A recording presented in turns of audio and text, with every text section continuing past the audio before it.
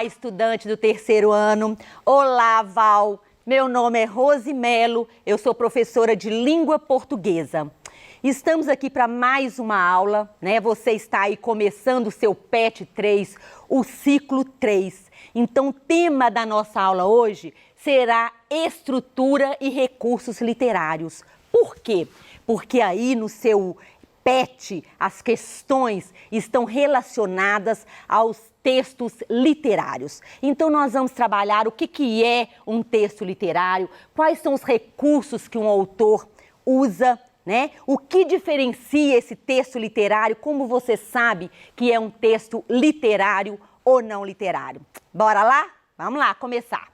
Então, vamos ver o que é um texto literário. Então, um texto literário, ele é um texto mais elaborado, um texto onde o autor brinca com as palavras, é um texto com a linguagem conotativa. Ele tem o objetivo, né, de levar o autor a refletir, a levar o autor, às vezes,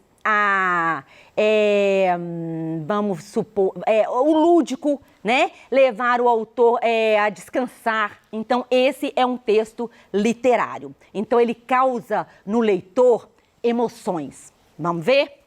Então, ele pode assumir muitas formas. Você pode perguntar, professora, mas o texto literário não é só um poema? Não. Um texto literário, ele pode ter muitas formas. Ele pode ser uma peça de teatro. Ele pode ter a forma de uma letra de música ou de o próprio poema, né? Que já é claro, de uma crônica e até de um romance. Viu só? E aí nós vamos ver a diferença daqui a pouquinho sobre o que é prosa e o que é versos. Então, olha só. Então, por que todos esses aqui, eles são textos literários? Por quê? Porque ao ler, ele causa inúmeras emoções em quem está lendo, né? Então, ele pode fazer, o texto literário pode fazer você, enquanto está lendo, refletir, né? Levar a uma reflexão, mas ele pode levar a dar risada também, né? Ele pode fazer você chorar, ele pode fazer você passar raiva, ele pode fazer você ter medo ou até calafrio. Então, depende do que você está lendo, depende do seu momento, do que você está sentindo no momento e depende do contexto que você está lendo a obra literária.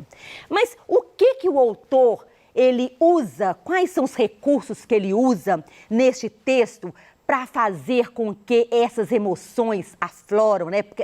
Que o leitor sinta essas emoções. Então, ele usa as figuras de linguagem.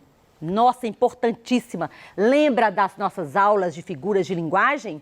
Tem que voltar na aula, né? Ele usa a metáfora, a metonímia, as figuras de palavras, a antítese. Aí no seu PET, tem uma música do Caetano Veloso, onde está pedindo para você identificar as antíteses, né? E o que é antítese? É uma figura de linguagem onde indica oposição. Pode ser que naquele mesmo estrofe tenha duas palavras que uma quer dizer o oposto do outro. Então, isso é antítese. E você vai precisar disso aí, né? Da antítese.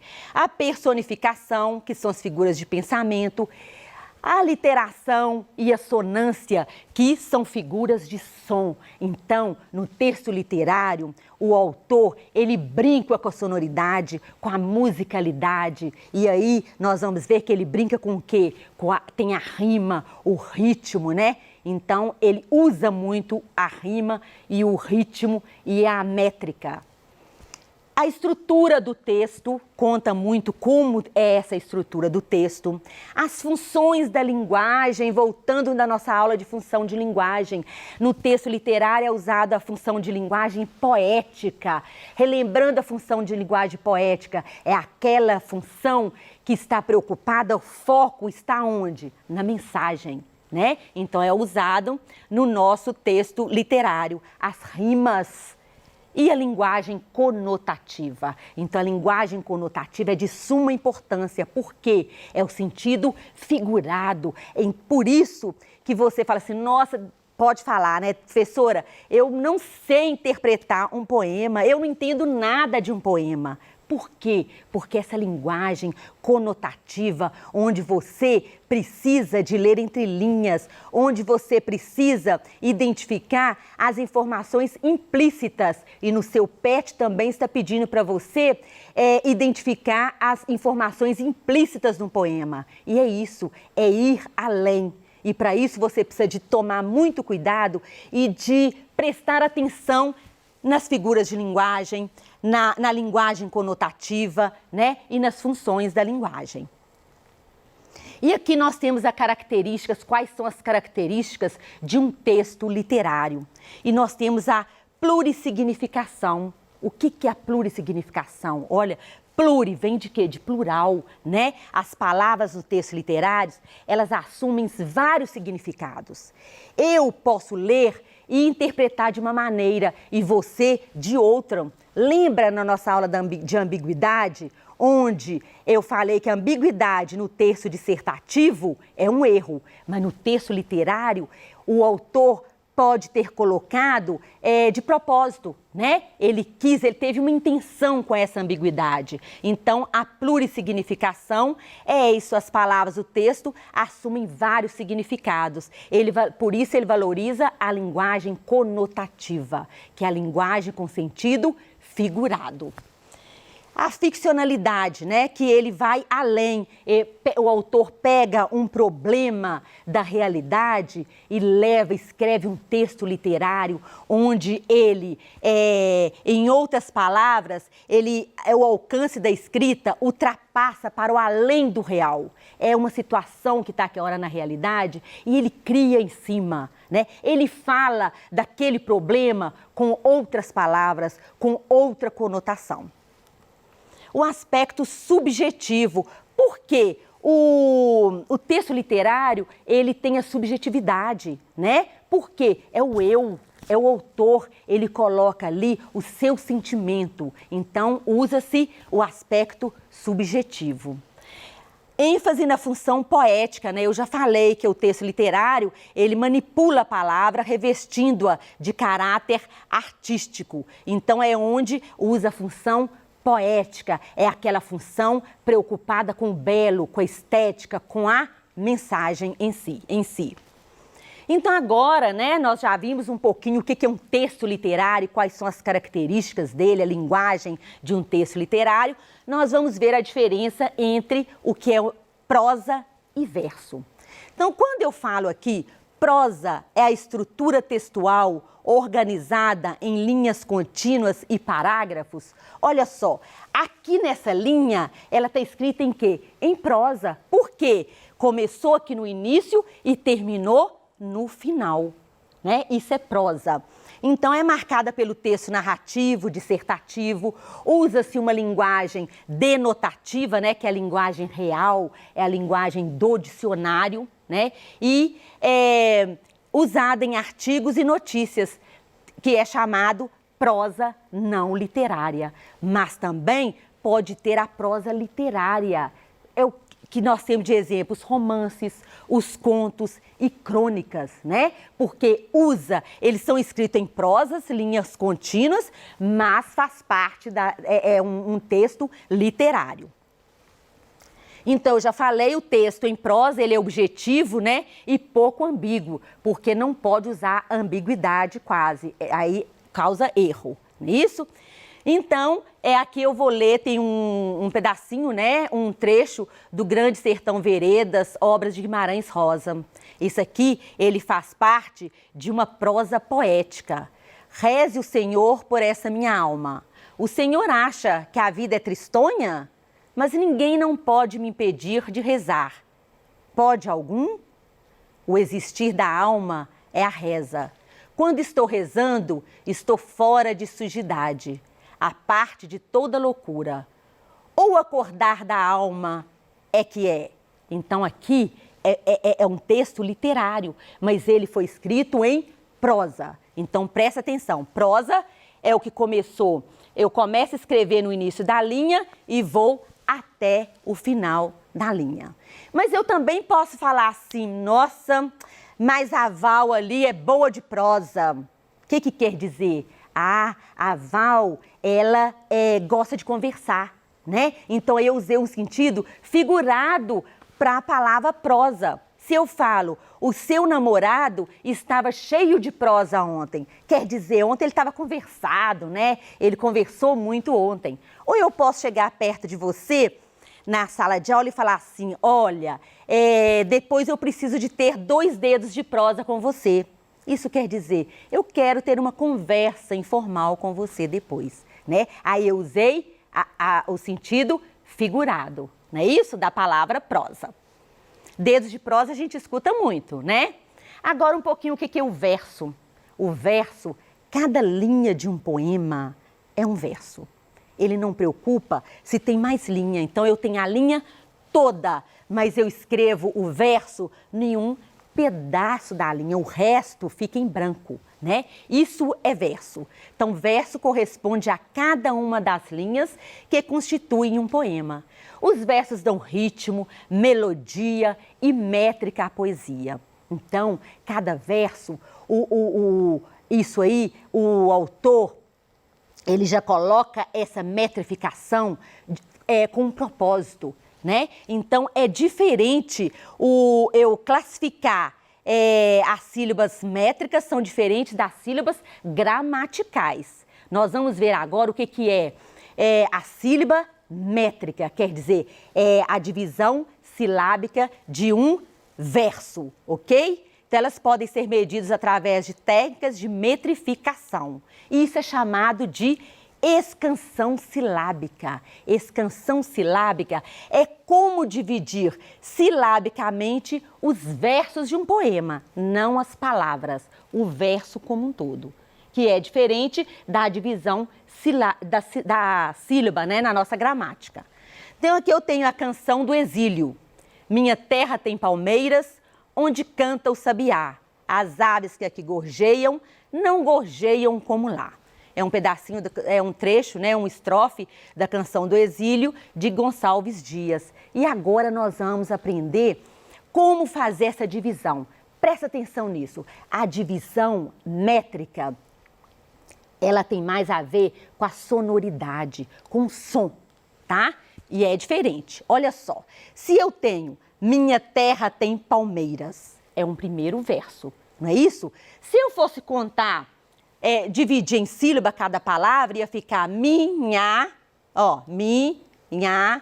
terra tem palmeiras. Aqui eu teria 8 sílabas. Mas na divisão métrica não é assim. Por quê? A primeira regrinha, presta atenção, eu só conto até a sílaba tônica da última palavra. Qual que é a última palavra? Palmeiras. Qual que é a sílaba tônica? O que é sílaba tônica? É a sílaba forte da palavra, não é isso? E é mei. Então, a contagem termina na sílaba tônica da última palavra. Então, quantas sílabas? Aqui ficou como? 1, 2, 3, 4, 5, 6, 7. Parei no meio. Por quê? Porque eu não conto a última. Se um verso tem 7 sílabas, ele é chamado de heptassílabos ou redondilha maior. E no seu PET tem uma questão falando também sobre o número de sílabas poéticas, ok? Então presta atenção. Agora olha só, onde canta o sabiá? Onde canta o sabiá? Olha só, se fosse normal, eu ia dividir aqui. E aqui vem a segunda regrinha para fazer a divisão de sílabas poéticas. Quando eu tenho 2 vogais juntas, independente se elas estão em palavras diferentes, eu junto as duas. Por quê? Eu falei para você, eu divido, eu tenho que prestar atenção no som, na sonoridade. E eu não falo onde canta canta o sabiá. Eu falo, onde canta o sabiá? Então, aqui eu tenho duas vogais. Vogal mais vogal forma uma só. Então, aqui eu também tenho 7 sílabas. E por que eu tenho 7 sílabas? A última sílaba, a tônica, é na última, que é sabiá. Tá entendendo aí? Então, vamos lá. Aqui eu tenho as aves que aqui gorjeiam. Então, olha só. Aqui vai acontecer a mesma coisa, porque eu tenho duas vogais. A vogal do Q com a vogal A. Então, eu preciso unir as duas. Então, aqui vogal com vogal, uma. Então, eu tenho 1, 2, 3, 4, 5, 6, 7. Por que eu parei no G? Porque gorjeiam. Essa aqui é a última sílaba, é a sílaba tônica da última palavra. Então, também tenho 7 sílabas. A última tá ótima, né? Porque não tem nada. Então, eu dividi. Não gorjeiam como lá. Eu também tenho 7. Não, professora, mas ele escreveu todos os versos com 7 sílabas poéticas? Mas isso ele fez de propósito. A redondilha maior foi proposital, porque tudo que o autor escreve, ele tem um propósito no que ele está escrevendo, tá? Deu para entender? Então, aqui você tem, é importante, só retomando aqui, quando o verso tem uma sílaba, ele é monossílabo. 2, ele é dissílabo. 3 e assim por diante. Se ele tem 5, ele é chamado de redondilha menor, tá? Isso é bom você estar sabendo, tá? Aqui o soneto, só um pouquinho sobre o soneto, que também tem no seu PET, né? Então, o soneto é um poema que tem uma estrutura fixa.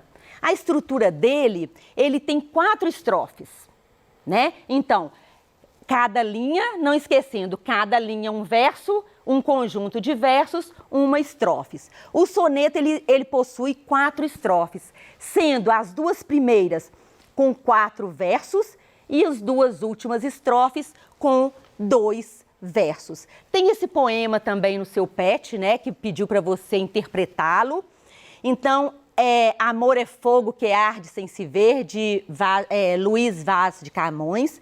Então, aqui eu tenho quantos versos? Olha só, eu tenho 1, 2, amor é fogo que arde sem se ver, é 1, é ferida que dói e não se sente, outro, é um contentamento descontente, 3, é a dor que desatina sem doer, 4. Então, eu tenho 4, eu tenho uma estrofe, eu tenho um quarteto. No segundo aqui, eu tenho também 1, 2, 3, 4 versos. Eu tenho uma estrofe com 4 versos, é chamado quartetos. Então, a primeira e a segunda estrofes com 4 versos. A terceira e a quarta com 3 versos. Eu tenho aqui um terceto e aqui eu tenho outro terceto. 3 versos, tercetos. Soneto, 4 estrofes. Primeiro, quarteto, segundo, quarteto, terceiro, terceto e quinto, e quarto, terceto. Terceiro e quarto, terceto. Então, esse é um poema de Camões, né, que ele segue a forma do soneto clássico. Ele é decassílabo. Então, tá aí o desafio para você. Vamos ver se você aprendeu a dividir o verso em sílaba poética. Depois você tenta e vê se você acertou, ok? Ele é decassílabo, quer dizer, cada verso tem 10 sílabas. Presta atenção, tá? Contém 10 sílabas poéticas em todos os estrofes, ok? Aqui eu deixei para vocês a classificação dos versos, nós não vamos falar um por um, né? Mas você precisa de saber, você vai ver essas palavras no PET de vocês. Então, mediante número de sílabas poéticas, os versos são classificados da seguinte forma, né? 1 é uma sílaba, dissílabas 2 sílabas, trissílabas, tetrassílabas, os pentassílabas ou redondilha menor, 5 sílabas, né? E assim por diante. Temos o heptassílabos que nós vimos, que é a redondilha maior, com 7 sílabas. E o decassílabos, que é muito usado, com 10 sílabos. sílabas, né? Os decassílabos ou alexandrino com 12 sílabas, ou os bárbaros, né? Mais do que 12 sílabas. Então, esta é a nossa aula de hoje. Espero que tenha dado, que você consiga, que você tenha condição agora, né, a partir dessa aula, que você leia mais sobre os textos literários e que você responda com carinho, com outro olhar, as questões do seu PET, tá? Nas próximas aulas e nas aulas do Enem, que vão ser as teleaulas, né, que vão ao ar na sexta-feira, eu também vou estar sempre falando sobre textos literários para te dar suporte para responder as questões do PET, ok? Então, muito obrigada, espero que você tenha gostado, até a nossa próxima aula. Um beijo no seu coração, tchau!